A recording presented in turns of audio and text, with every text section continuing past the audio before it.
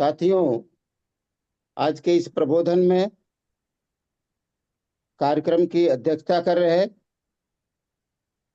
परम आदरणीय राष्ट्रीय सह आचार्य एल.पी. अमृत बोस जी, बहुत बहुत उनको साधुवाद देते हुए, बहुत बहुत उनको धन्यवाद देते हुए कि हम सभी लोग उनके निर्देश के अनुसार से ही, केंद्रीय कार्यालय का निर्देश तो होता है ही, लेकिन क्योंकि वो जितने सुगम तरीके से बुद्धान धम्मा का वाचन हमको समझाते हैं, हम लोगों के लिए प्रबोधन का कार्य करते हैं। उस प्रबोधन के कार्य में हम लोगों को भी समय समय पर प्रबोधन के लिए, वाचन के लिए ये अवसर प्राप्त हो रहा, तो मैं उनको और केंद्रीय कार्यालय के सभी साथियों को सादर नमो बुद्धाय, जय भीम। आज के राष्ट्रीय जो हमारे राष्ट्रीय सचिव जी हैं सोलंकी साहब, जो इसका संचालन कर रहे हैं, बड़ी विनम्रता के साथ मैं उनका भी बहुत बहुत साधुवाद देते हुए नमो बुद्धाय जय भीम बोलते हुए कार्यक्रम को शुरू करते हैं। साथियों, आज का जो कार्यक्रम है, खंड 1 के भाग 5 का उपभाग 2 कपिल दार्शनिक से शुरू होता है। मैं आज किताबें मेरे पास कई हैं, लेकिन मुझे कई किताबों का जब मैंने अध्ययन किया, मिलाया, तो उनमें कुछ आपस में क्रमांक में मतभेद है। तो जो इंग्लिश की पुस्तक है उसके अनुसार सम्यक प्रकाशन वालों की जो है, मैं उसके द्वारा आज का वाचन करता हूँ। पिछला वाचन मैंने बुद्ध मूव नागपुर के आधार पर किया था। आज मैं सम्यक प्रकाशन के आधार वाले पुस्तक वाचन प्रबोधन का कार्य शुरू कर रहा हूँ। तो आप लोगों ने गत पाठ में देखा, बाबा साहब डॉक्टर भीमराव अंबेडकर जी ने हम लोगों को बुद्ध और वैदिक ऋषि के वाचन के बारे में जो उन्होंने उल्लिखित किया है, जिसमें उन्होंने वैदिक ऋषियों का वर्णन किया है कि वे वैदिक ऋषि जो वेदों को अपना आधार मानते हैं, लेकिन उसमें दर्शन जो उनका है वो दर्शन बहुत ही कम है। केवल उनका एक ही काम है, किस तरह से व्यक्तिगत मुझे मेरा मोक्ष मिले, व्यक्तिगत मेरा लाभ मिले, लेकिन इस समाज के लोगों के लिए उसमें उस वैदिक दर्शन में कुछ नहीं है। और उसके आधार पर जो उन्होंने दार्शनिक कपिल का वर्णन किया है, तो दार्शनिक कपिल के वर्णन में कहीं उन मानवीय पीड़ाओं का, दुखों का वर्णन बाबा साहब ने पढ़ा, जिसके आधार पर उन्होंने दार्शनिक कपिल को स्पेशल स्थान दिया, विशेष स्थान दिया है। और उस विशेष स्थान में जो भगवान बुद्ध और उनके धम्म में जो विशेष स्थान दिया है, उसका आज प्रबोधन का कार्य शुरू करते हैं। तो इस प्रबोधन के कार्य में कहीं मुझसे त्रुटि हो जाए तो मैं पहले से ही आप लोगों के सामने सभी लोगों से। साथियों, प्राचीन भारतीय दार्शनिकों में कपिल सर्वाधिक प्रसिद्ध थे। उनका दार्शनिक दृष्टिकोण अनोखा था। एक दार्शनिक के रूप में वह अपने में मानो एक दार्शनिक वर्ग ही थे। उनका दर्शन सांख्य दर्शन कहा जाता था। बाबा साहब लिखते हैं कि जितने लोगों ने अपने को दार्शनिक कहा, उन दार्शनिक में कपिल जी का स्थान सर्वोच्च है, और उनका सांख्य दर्शन। तो मैं आपको यहाँ याद दिला दूं कि दर्शन, जो भारतीय दर्शन है, वो 6 प्रकार के हैं। जो भारतीय दर्शन है वो 6 प्रकार के हैं। जैसे उसमें भारतीय दर्शन में इनका सांख्य दर्शन है, कपिल जी का सांख्य दर्शन है, एक योग दर्शन है, न्याय दर्शन है, वैशेषिक दर्शन है, मीमांसा दर्शन है, और वेदांत दर्शन है। इनमें जो बाबा साहब ने भगवान बुद्ध के दर्शन को चुना, तो भगवान बुद्ध का दर्शन देखिए कितने शब्दों के आधार पर, देखिए भारतीय दर्शन में न्याय दर्शन है, जो तथागत सम्यक संबुद्ध का दर्शन है, जिनके आधार पर ये लोकतंत्र का निर्माण हुआ, वो न्याय दर्शन है। उस न्याय दर्शन के आधार पर और ये बाबा उनका बुद्ध का दर्शन है। अब यहाँ कपिल जी कहते हैं बाबा साहब के लेखनी से कि उनकी दार्शनिक मान्यताएं चौंका देने वाली थी। सत्य को प्रमाण से समर्थित होना चाहिए। सांख्य दर्शन का यह प्रथम सिद्धांत है। बिना प्रमाण के सत्य का अस्तित्व नहीं है। सत्य को सिद्ध करने के लिए कपिल ने केवल दो प्रमाण स्वीकार किए। नंबर एक, प्रत्यक्ष और अनुमान। प्रत्यक्ष प्रमाण से मतलब है मन के माध्यम से विद्यमान वस्तु की जानकारी। बहुत ध्यान से देखिएगा क्योंकि बहुत ही महत्वपूर्ण है। प्रत्यक्ष प्रमाण से मतलब है मन के माध्यम से विद्यमान वस्तु की जानकारी। अनुमान का प्रमाण जो भी उन्होंने कहा कि केवल उन्होंने दो प्रमाण स्वीकार किए हैं, प्रत्यक्ष परसेप्शंस, और दूसरा प्रमाण उन्होंने स्वीकार किया अनुमान।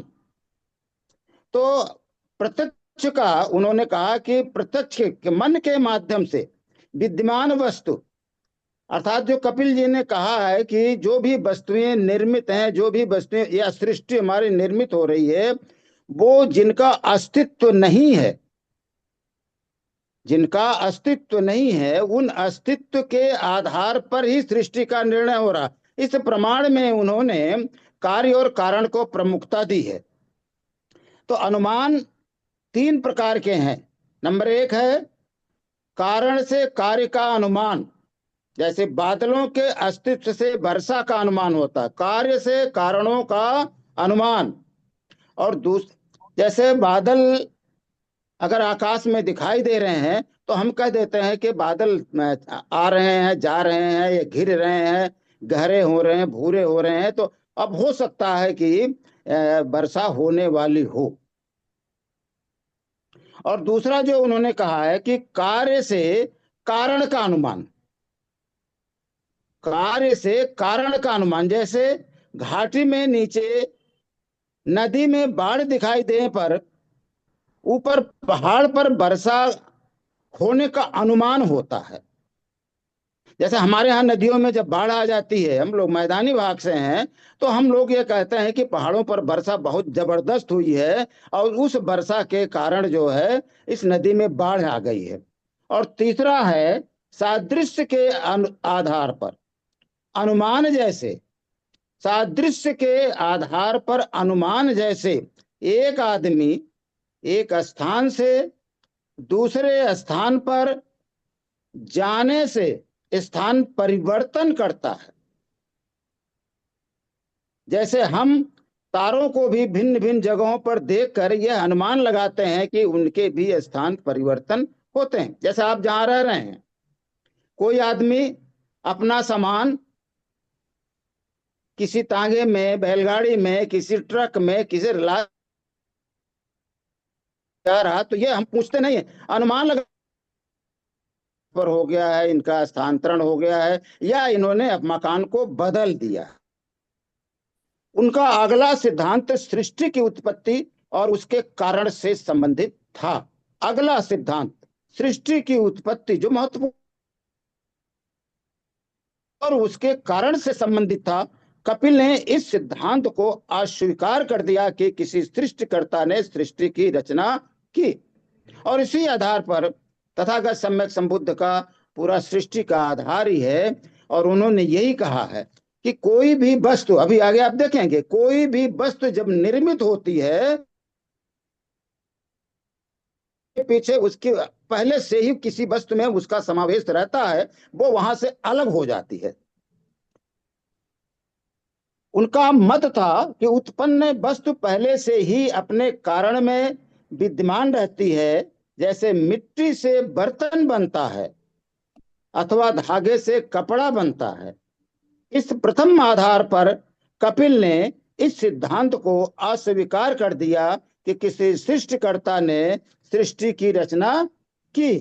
लेकिन कुछ अन्य आधार हैं जिन्हें उसने अपने दृष्टिकोण के समर्थन में प्रस्तुत किया। अस्तित्वहीनता कभी किसी का नहीं हो सकती, अर्थात शून्य, जिसे हम कहते हैं कि बहुत से हमारे दार्शनिक ऋषि कहते हैं कि सृष्टि का निर्माण शून्य से हुआ है। तो यहाँ कह रहे हैं कपिल जी, अस्तित्वहीनता कभी किसी कार्य का विषय नहीं हो सकती है। वास्तव में नई उत्पत्ति कुछ होती ही नहीं है, वस्तु उस सामग्री के अतिरिक्त और कुछ नहीं है जिससे वह निर्मित हुई है। अस्तित्व में आने से पहले उस सामग्री के रूप में विद्यमान रहती है जिससे उसका निर्माण होता है। इस किसी एक निश्चित सामग्री से किसी एक निश्चित वस्तु का निर्माण हो सकता है और केवल एक निश्चित सामग्री ही किसी निश्चित वस्तु के रूप में परिणति को प्राप्त हो सकती है। तो फिर इस अनुभूति मूलक संसार का मूल स्रोत क्या है? अब यहाँ बहुत ही महत्वपूर्ण एक शब्द आया है, फिर इस अनुभूति मूलक संसार का मूल स्रोत क्या है? अनुभूति का मतलब यहाँ पर जो बाबा साहब ने देखा है, लिखा है, अनुभूति का मतलब यहाँ होता अनुभव जन, या हमारे अनुभव क्या है। जैसे हम सभी लोग जब विपස්සना में जाते हैं तो वहां संवेदनाओं के आधार पर वहां बताया जाता है कि संवेदनाओं के आधार पर, अनुभूति के आधार पर, अनुभव के आधार पर हम हर चीज का हर चीज का विचार बनाते हैं। तो यहाँ अनुभूति का मतलब हुआ अनुभव जन्य है। कपिल का कहना है कि अनुभूति मूलक संसार दो चीजों से बना है, व्यक्त इन विकसित तथा अव्यक्त अविकसित। व्यक्ति व्यक्त है, व्यक्ति शब्द नहीं है। अविकसित जिसे हम इनवॉल्व या इनवॉल्व्ड कहते हैं। वस्तु व्यक्त वस्तुएं अव्यक्त वस्तुओं का स्रोत नहीं हो सकती हैं। व्यक्त वस्तुएं आकार में ससीम हैं और ये सृष्टि के मूल स्रोत के स्वभाव से असंगत हैं। आकार में ससीम है, बाबा साहब ने इसको लिखा लिमिटेड, अर्थात वो सीमा के अंदर हैं। सभी व्यक्त वस्तुएं परस्पर सदृश होती हैं, इसलिए कोई भी एक व्यक्त वस्तु किसी दूसरी व्यक्त वस्तु का अंतिम स्रोत नहीं मानी जा सकती। और फिर क्योंकि वे स्वयं किसी ही मूल स्रोत से उत्पन्न होती हैं, इसलिए वे स्वयं मूल स्रोत नहीं हो सकती। कपिल का अगला तर्क था कि एक कार्य को अपने कारण से भिन्न होना ही चाहिए, यद्यपि उस कार्य में कारण निहित रहता ही है। अभी जैसे पिछले में ही अभी एक सेकंड पहले आपने सुना कि जो भी वस्तु निर्मित होती है, जो भी वस्तु तैयार होती है, उस कहीं न कहीं पर वो उपस्थित रहती है अलग से। जैसे कपड़ा जब तैयार होता है तो उसका अस्तित्व धागे में बना रहता है। तो वही चीज यहाँ कह रहे हैं कि जब यद्यपि उस कार्य में कारण निहित रहता है, जब ऐसा है तो विश्व स्वयं ही अंतिम कारण नहीं हो सकता, इसे किसी अंतिम कारण का परिणाम होना चाहिए। जैसे सृष्टि की उत्पत्ति हुई है तो सृष्टि की उत्पत्ति से पहले भी सृष्टि हुई होगी, ये लगातार चला आ रहा है। जिसमें बाबा साहब ने कई जगहों पर लिखा है, बहुत बातें हैं, बाबा साहब ने कई जगहों पर इस लिखा सृष्टि के निर्माण के बारे में कि ये धीरे धीरे धीरे धीरे इसका निर्माण हुआ है और इसको किसी ने बनाया नहीं है।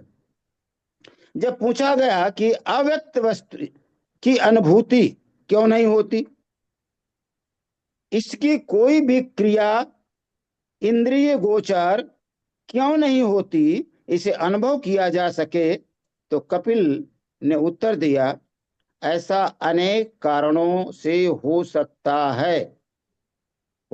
है अनेक दूसरी वस्तुओं की तरह जिनके अस्तित्व में कोई शंका नहीं है।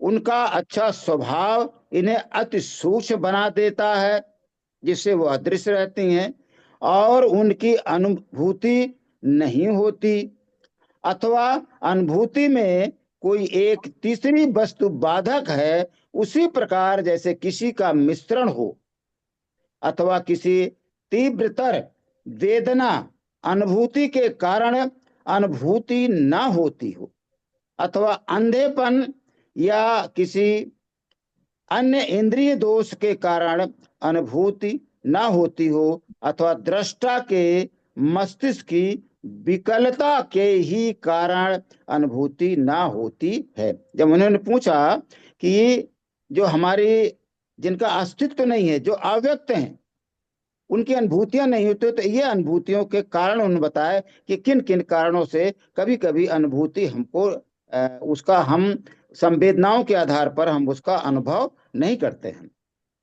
जब पूछा गया तो विश्व का मूल स्रोत क्या है, अब कपिल से पूछा और दार्शनिकों ने पूछा होगा कि विश्व का, सृष्टि का मूल स्रोत क्या है, तो विश्व के व्यक्त रूप तथा अव्यक्त रूप में क्या अंतर है। कपिल का उत्तर था कि व्यक्त रूप का भी कारण होता है और अव्यक्त रूप का भी कारण होता है, लेकिन दोनों के मूल स्रोत स्वतंत्र हैं और उनका कोई कारण नहीं है। व्यक्त वस्तुओं की संख्या अनेक है और वे क्षेत्र तथा नाम से सीमित हैं। उनका स्रोत एक ही है, नित्य और सर्वव्यापक। व्यक्त वस्तुएं क्रियाशील हैं, उनके अंग, उनके हिस्से होते हैं, सबका मूल स्रोत आसन्न रहता है, लेकिन ना वह क्रियाशील होता है, ना उसके अंग व हिस्से होते हैं। कपिल का तर्क था कि अव्यक्त के विकास की प्रक्रिया व्यक्त में परिणित उन तीन गुणों की क्रियाशीलता का परिणाम है जिनसे उसका निर्माण हुआ है। सत्व, रज और तम, ये तीन गुण हैं। सृष्टि के निर्माण में कपिल का सिद्धांत है कि सृष्टि का निर्माण जो हुआ है, उस सृष्टि के निर्माण में सतोगुण, रजोगुण और तम गुण है। सतोगुण अच्छाई की तरफ ले जाने वाला, रज गुण जो है वो क्रियाशीलता का है। अब वो क्रियाशीलता भौतिक पदार्थों में है, अभौतिक पदार्थों में है, ये अलग है। और तम, ये तम गुण जो होता है, ये अज्ञानता का परिचायक होता है, अंधकार का परिचायक होता है। इन तीन संगठनों, इन तीन संघटकों अथवा गुणों में प्रथम अर्थात सत्व तो प्रकृति में प्रकाश के सदृश है, जो प्रकट होता है, जो मनुष्यों को सुख देता है। दूसरा गुण है रज, जो प्रेरित करता है, जो संचालित करता है, जो क्रियाशीलता को उत्पन्न करता है। तीसरा गुण है तम, जो भारीपन का द्योतक है, जो उपेक्षा अथवा निष्क्रियता को नियंत्रित करता है। तीनों संघटक परस्पर संबद्ध होकर क्रियाशील होते हैं। वे एक दूसरे पर हावी होते हैं और एक दूसरे के सहायक होते हैं। वे एक दूसरे से मिले रहते हैं।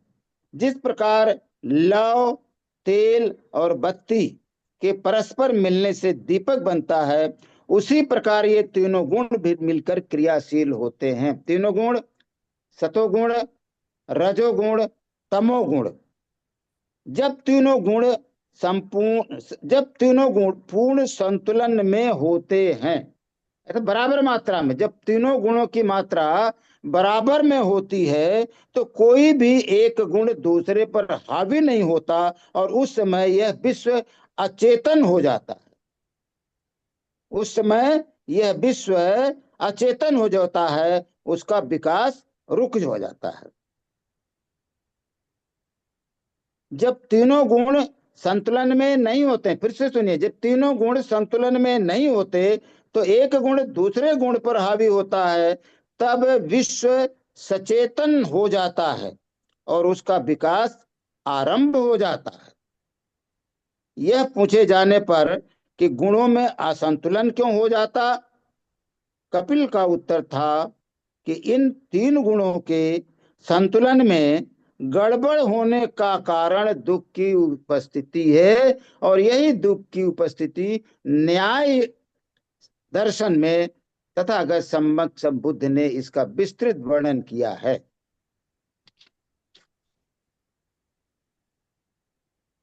ऐसे थे कपिल के सिद्धांत। अन्य सभी दार्शनिकों की अपेक्षा बुद्ध के ही सिद्धांतों से विशेष रूप से प्रभावित थे।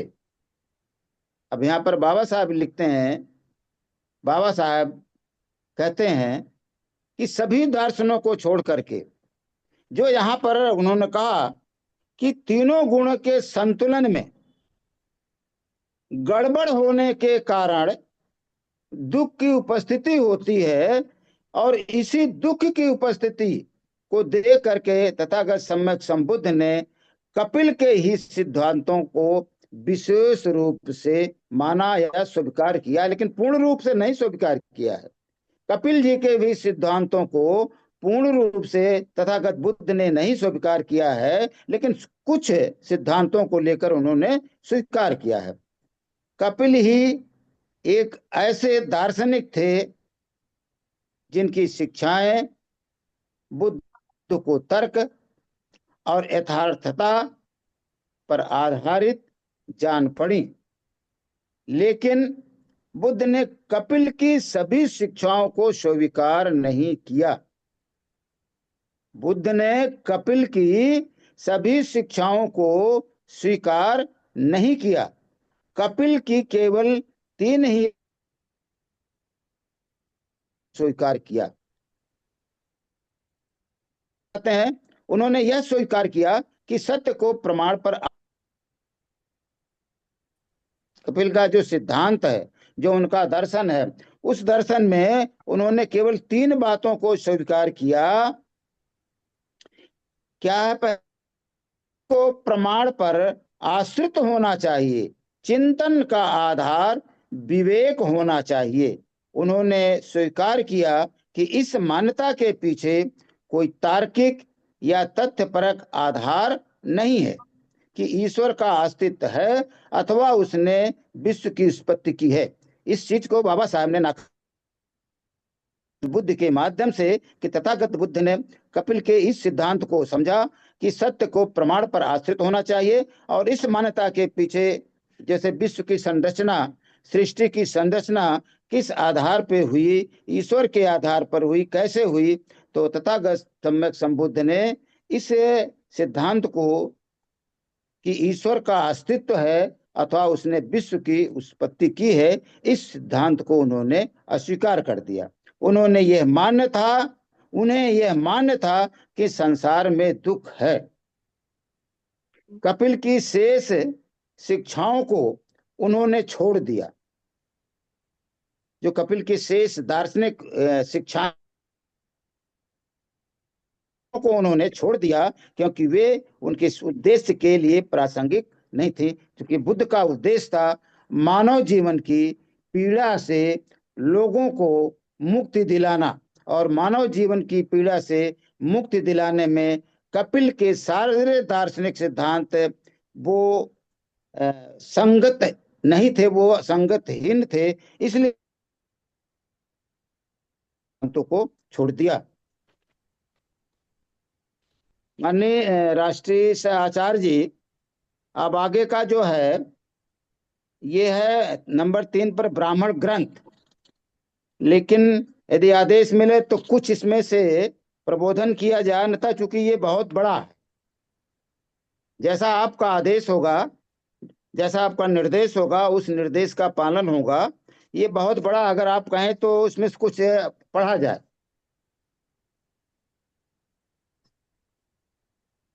माननीय आचार्य जी, करिए सर, वाचन करिए। आगे बढ़ते हैं। जी जी। अब नंबर 3 पर जो बाबा साहब ने जिनको लिखा है, बाबा साहब का, कि बुद्ध और उनके पूर्ववर्ती में, इसमें नंबर 3 है कि ब्राह्मण ग्रंथ।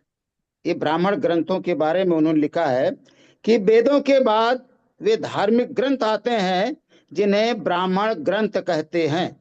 ये दोनों ही पवित्र ग्रंथ माने जाते हैं। वास्तव में ब्राह्मण ग्रंथ भी वेदों का ही एक भाग है। इन वेद ही सर्वश्रेष्ठ हैं, वेदों का ही एक भाग है। दोनों का साथ साथ अध्ययन किया जाता था और उन्हें एक सामूहिक नाम श्रुति से जाना जाता था। जैसे पीछे आपने देखा है कि Vedas are the collection of the mantra. ब्राह्मणों का दर्शन 4 धारणाओं पर आधारित है। सबसे पहली धारणा थी कि वेद ना केवल पवित्र हैं बल्कि वे भ्रमातीत हैं, अचूक हैं और उन पर प्रश्न नहीं लगाया जा सकता। ब्राह्मणी दर्शन की दूसरी धारणा थी कि आत्मा की मुक्ति अर्थात जन्म मरण या संसरण से मुक्ति वैदिक बलि तथा दूसरे धार्मिक अनुष्ठान, धर्म, क्रियाओं और ब्राह्मणों को दान देने से ही संभव है। ब्राह्मणों के पास केवल वेदों में दिया गया एक आदर्श धर्म का सिद्धांत ही नहीं था, बल्कि उनके पास एक आदर्श समाज का सिद्धांत भी था। अब आदर्श समाज का सिद्धांत आगे बाबा साहब लिखते हैं, वही वर्ण व्यवस्था से लेकर के, कि ब्राह्मणों के पास उनके इस आदर्श समाज के ढांचे का नाम था चातुर्य वर्ण, जिससे हम सभी लोग पूर्ण रूप से परिचित हैं। उनके इस आदर्श समाज के ढांचे का नाम था चातुर्वर्ण। यह वेदों से जुड़ा हुआ है और क्योंकि वेद अमोघ हैं, उनके अधिकार पर किसी भी प्रकार का प्रश्न चिन्ह नहीं लगाया जा सकता। इसलिए एक आदर्श समाज के नमूने के रूप में चातुर्वर्ण भी अमोघ है और उस पर प्रश्न नहीं उठाया जा सकता। समाज का यह आदर्श कुछ नियमों पर आधारित था। पहला नियम था कि समाज 4 वर्गों में विभक्त होना चाहिए। 4 वर्ग: ब्राह्मण, क्षत्रिय, वैश्य और शूद्र। दूसरा नियम था इन चारों वर्गों में सामाजिक समानता नहीं हो सकती। इन सबको क्रमिक असमानता के नियम से परस्पर बाध्य रहना चाहिए।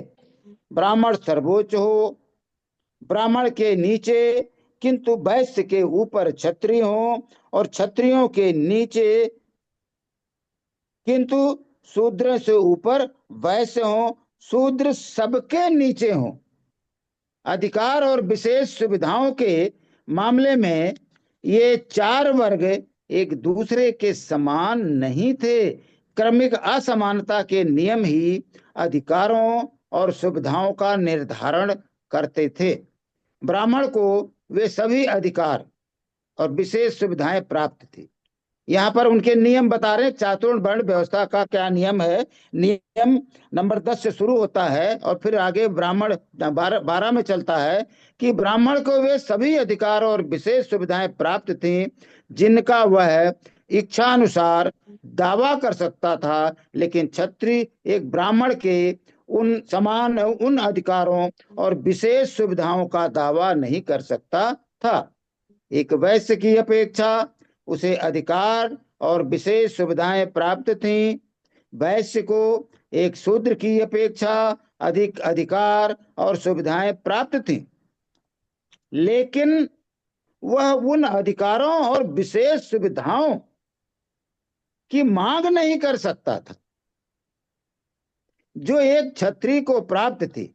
जैसे क्षत्रिय उन विशेष सुविधाओं और उन अधिकारों को ब्राह्मणों के समान अधिकारों की मांग नहीं कर सकता था, उसी तरह से वैश्य भी क्षत्रिय जैसी सुविधाओं या क्षत्रिय जैसे अधिकारों की विशेष मांग नहीं कर सकता था जो एक क्षत्रिय को प्राप्त थी। जहां तक शूद्र का संबंध है, किसी विशेष सुविधा का तो कहना ही क्या, उसे अन्य किसी प्रकार का भी अधिकार नहीं था।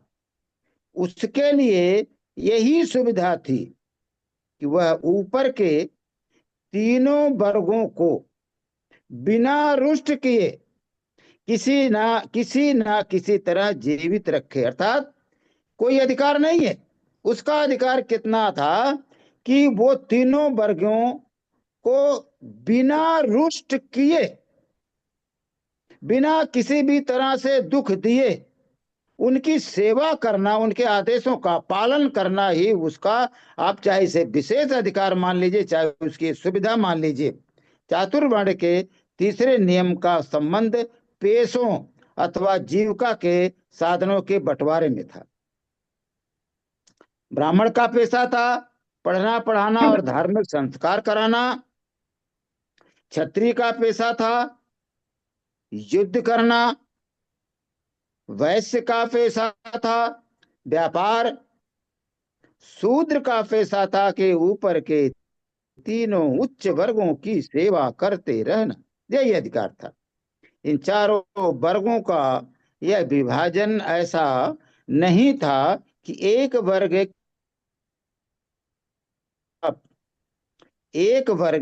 किसी दूसरे वर्ग का पेशा कर सके। तीनों वर्गों में भी प्रत्येक वर्ग केवल अपना ही पेशा कर सकता था और कोई भी एक वर्ग किसी दूसरे वर्ग के पेशे में अतिक्रमण नहीं कर सकता था, इंक्रोचमेंट नहीं कर सकता था। जैसे आज सभी वर्ग के लोग सभी इस काम करते हैं, ये पहले पर नहीं था। चातुर्वर्ण का चौथा नियम, तीन वर्ण आपने देखा, तीन नियम देखे। चौथा नियम शिक्षा के अधिकार से संबंधित था। चातुर्वर्ण के अनुसार केवल पहले तीन वर्ग ब्राह्मण, क्षत्रिय और वैश्य ही शिक्षा के अधिकारी थे। शूद्रों का वर्ण शिक्षा के अधिकार से वंचित था। इस चातुर्वर्ण के नियम ने केवल शूद्रों को ही शिक्षित होने से वंचित नहीं किया था, बल्कि ब्राह्मण, क्षत्रिय और वैश्य वर्गों से संबंधित सभी स्त्रियों को भी शिक्षा के अधिकार से वंचित कर दिया। अब यहाँ पर एक प्रश्न उठता है राष्ट्रीय आचार्य जी, कि सभी पुरुषों को ही, तीनों वर्गों के सभी पुरुषों को शिक्षा का अधिकार था, लेकिन उनकी स्त्रियों को शिक्षा का अधिकार नहीं था। जैसा कि बाबा साहब लिखते हैं कि जब ईरान तुरान से चले वहां तक आए, जब उनके साथ जो उनका परिवार था धीरे धीरे धीरे धीरे खत्म हो गया, तो वहां यहाँ आकर करके यहाँ के लोगों को, यहाँ के श्रेष्ठ जनों जो अपने को आर्य कहते हैं, आर्य का मतलब श्रेष्ठ होता है, आर्य यहाँ की भाषा थी, तो वहां यहाँ आकर के यहाँ की जो स्त्रियों को उन्होंने ग्रहण किया, तो वो समझते थे ये भी स्त्रियां शूद्र ही समाज से हैं, इसलिए उनको शिक्षा का अधिकार नहीं दिया।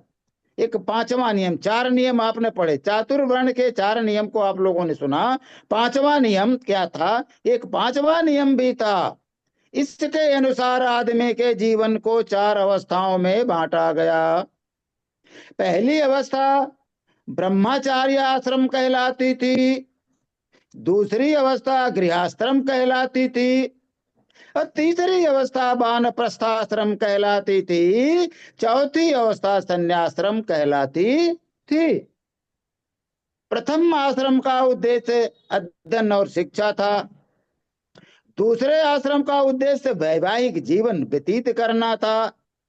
तीसरे आश्रम का उद्देश्य था आदमी को वनवासी जीवन से परिचित कराना, अर्थात बिना गृह त्याग किए पारिवारिक बंधनों से मुक्त हो जाने से परिचित होना। चौथे आश्रम का उद्देश्य था ईश्वर की खोज में निकलना और उसके साथ एक रूपता प्रदान करना। इन आश्रमों से तीनों ऊपरी वर्गों के पुरुष मात्र लाभान्वित हो सकते थे। जैसे ये नियम 14 था, उसी तरह से नियम ये पांचवा भी था कि शूद्रों और स्त्रियों के लिए पहला आश्रम वर्जित था। इसी प्रकार अंतिम आश्रम भी शूद्रों और स्त्रियों के लिए वर्जित था। ऐसा था यह दिव्य आश्रम, यह दिव्य आदर्श समाज का नमूना जिसे चातुर्वर्ण का नाम दिया गया था। ब्राह्मणों ने इस नियम को ऊंचे आदर्श बाद में बदल दिया था और इसमें कहीं कोई कमी न आने देते हुए इस आदर्श को प्राप्त कर लिया था। ब्राह्मणी दर्शन की एक चौथी अवधारणा कर्म का सिद्धांत था। यह आत्मा के संसरण के सिद्धांत का एक भाग था। ब्राह्मणों का कर्मवाद इस प्रश्न का उत्तर था, जन्मांतर होने पर नए शरीर को लेकर आत्मा कहाँ नया जन्म ग्रहण करती है। ब्राह्मणी दर्शन का उत्तर था कि यह उसके पिछले जन्म के कर्मों पर निर्भर करता है। दूसरे शब्दों में इसका यही अर्थ है, यह उसके कर्मों पर निर्भर करता है। बुद्ध के इस ब्राह्मणी धर्म के प्रथम सिद्धांत के कट्टर विरोधी थे। बुद्ध इस ब्राह्मणी धर्म के प्रथम सिद्धांत के कट्टर विरोधी थे। उन्होंने ब्राह्मणों की इस धारणा का या इस सिद्धांत का खंडन किया कि वेद अपौरुषेय हैं और उनके प्राधिकार अथॉरिटी पर किसी भी प्रकार का प्रश्न चिन्ह नहीं लगाया जा सकता है। उनकी दृष्टि में कोई बात गलती की संभावना से परे तथा अंतिम नहीं हो सकती। यथा आवश्यकता समय समय पर हर बात का पुनर्परीक्षण एवं पुनर्विचार होना चाहिए। आदमी को सत्य और यथार्थ सत्य जानना ही चाहिए। बुद्ध के लिए विचार स्वातंत्र्य सर्वाधिक महत्व की बात थी और उन्हें इस बात का पूर्ण विश्वास था कि विचार स्वातंत्र्य ही सत्य की खोज का एक मात्र मार्ग है।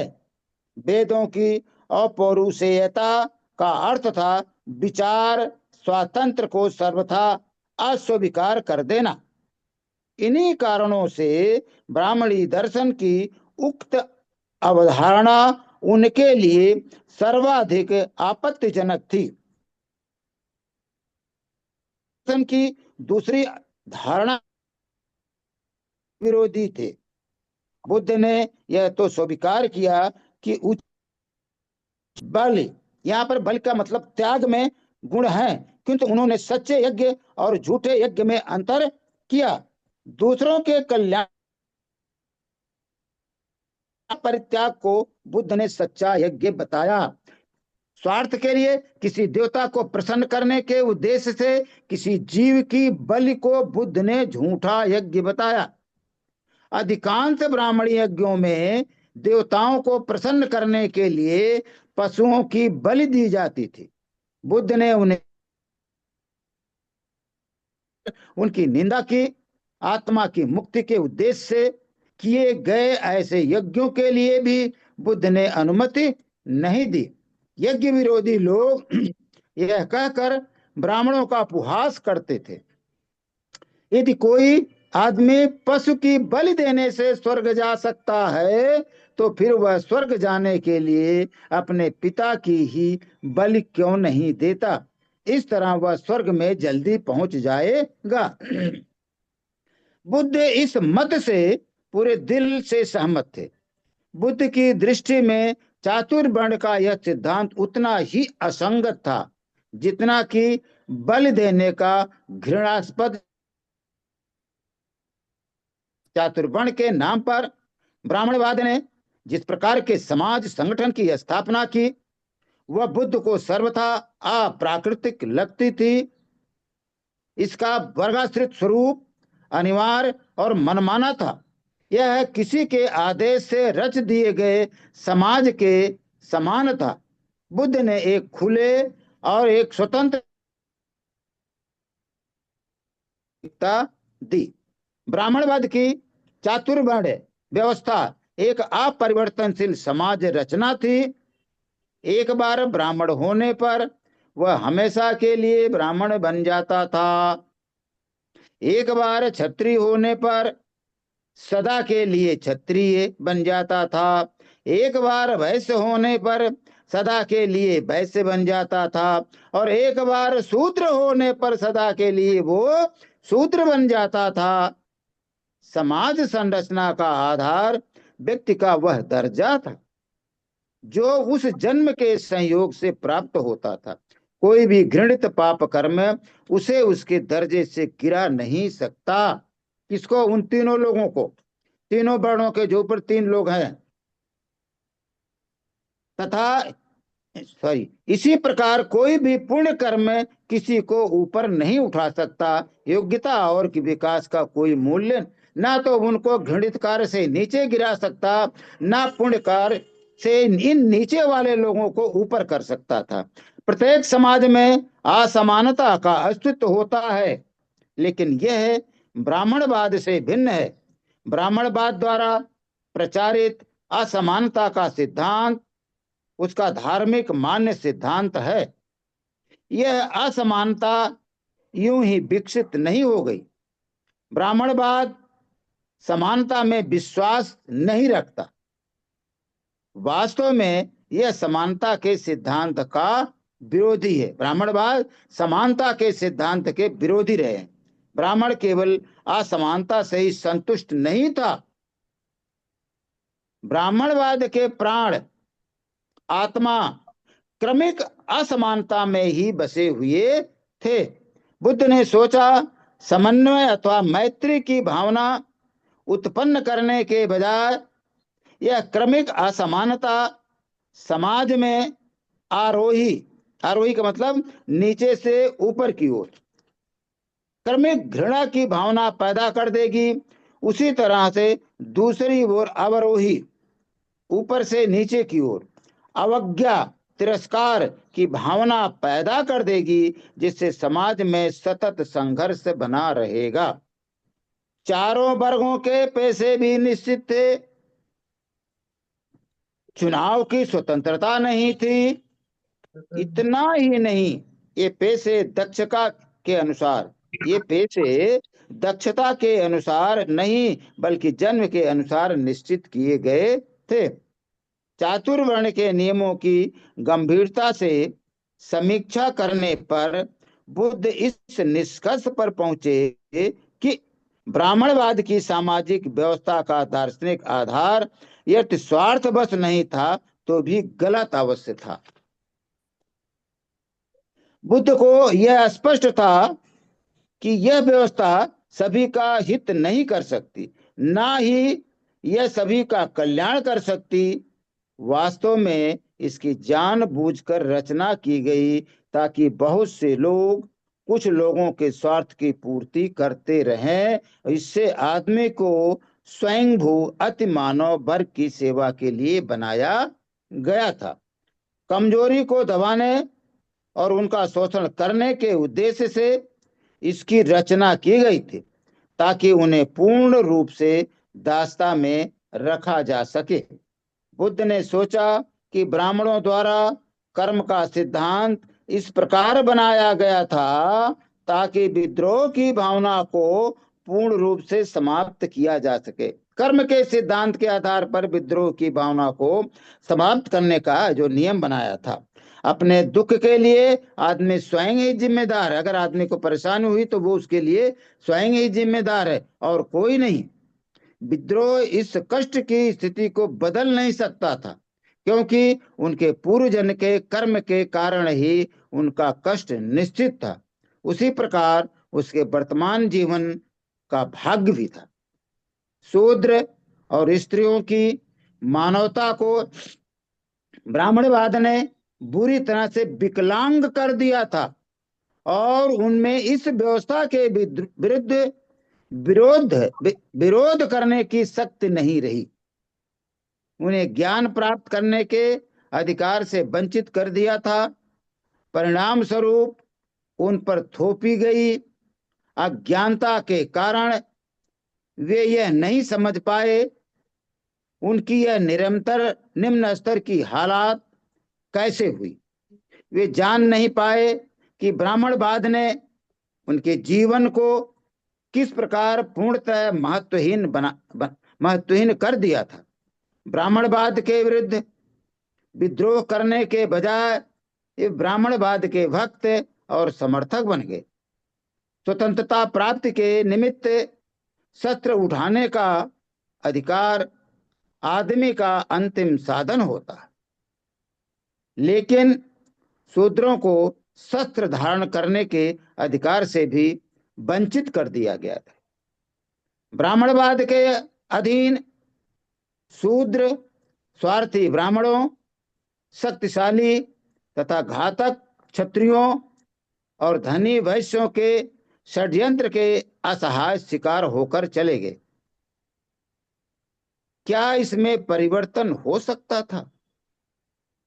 बुद्ध जानते थे कि यह ईश्वर की बनाई हुई सामाजिक व्यवस्था बताई जाती है, इसलिए इसमें परिवर्तन नहीं हो सकता। इसे केवल समाप्त ही किया जा सकता है। इन्हीं कारणों से बुद्ध ने ब्राह्मणवाद को जीवन के सच्चे मार्ग का विरोधी मानकर इसे अस्वीकार कर दिया।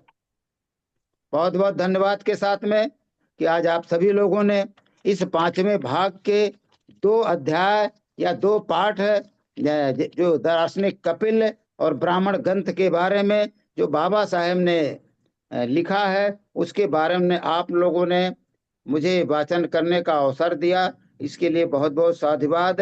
और आप लोगों ने ध्यान पूर्वक सुना, बहुत बहुत धन्यवाद। मैं पुनः सभी संतों, गुरुओं, महापुरुषों को कोट कोट नमन करते हुए और यहाँ पर उपस्थित इस आज के भगवान बुद्ध और उनके वाचन में आप सभी लोग जिस तन्मयता का परिचय दे रहे हैं, जिस त्याग का परिचय दे रहे हैं, समर्पण की भावना से इसको सुन रहे हैं, मैं सभी लोगों को पुनः सादर नमो बुद्धाय जय भीम बोलते हुए अपना का प्रबोधन समाप्त करता हूँ।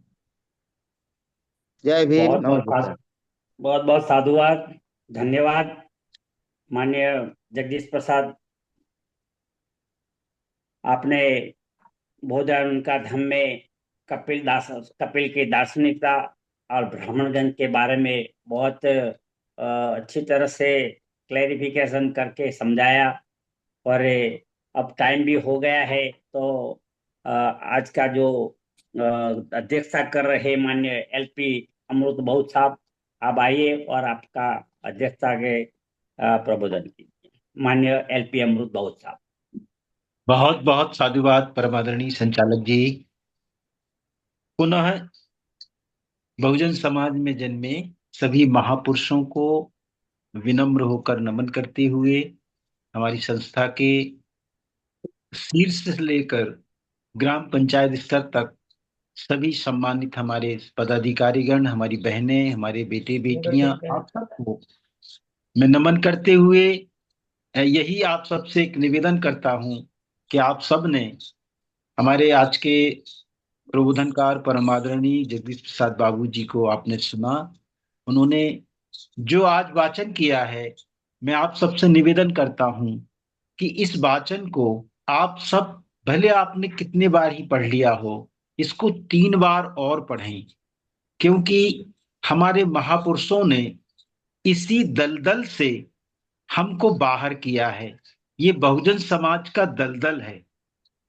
और हमारे संस्थापक जी, राष्ट्रीय आचार्य जी आपको बार बार आगाह करते हैं कि इस दलदल से हमारे महापुरुषों ने हमको तो बाहर कर दिया है, लेकिन आज का जो परिवेश है, आज का जो वातावरण है, वह हमारे लिए प्रासंगिक नहीं है। इसीलिए आपको आगाह किया जाता है कि आप सतर्क हो जाएं, वरना आपके पूर्वजों ने जो मेहनत की है, उस मेहनत का जो परिणाम आप भुगत रहे हैं, आप उसका उपयोग कर रहे हैं, लेकिन आपके आने वाली पीढ़ी को, आपके आने वाले बच्चों को यही स्वतंत्रता, समता, बंधुता, भाईचारा मिलती रहे, इसके लिए आप जग जाओ। अन्यथा इस दलदल की व्यवस्था फिर से तैयारी की जा रही है कि आपके समाज को इस दलदल में पुनः ढकेला जाए। इसीलिए आप सब लोग इस ग्रंथ ब्राह्मण ग्रंथ को 3 बार पढ़ें, यही मेरा आप सबसे विनम्र निवेदन है।